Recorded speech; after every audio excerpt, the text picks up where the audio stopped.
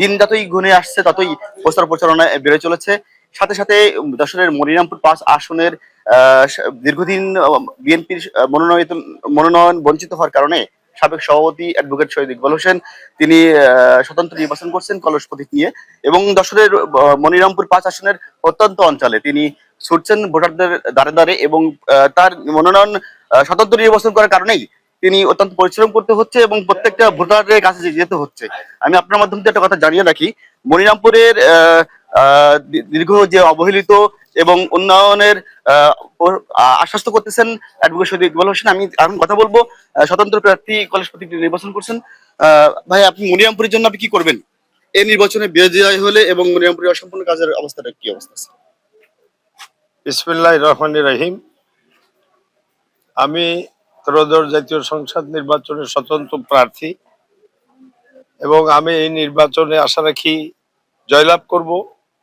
আর নির্বাচনে জয়লাভ করলে আমি আমাদের যে প্রধান সমস্যা মনিরামপুরের সেগুলো চিহ্নিত করে, বিশেষ করে ভবদা যে একটা প্রকট সমস্যা রয়েছে তার স্থায়ী সমাধানের চেষ্টা করব।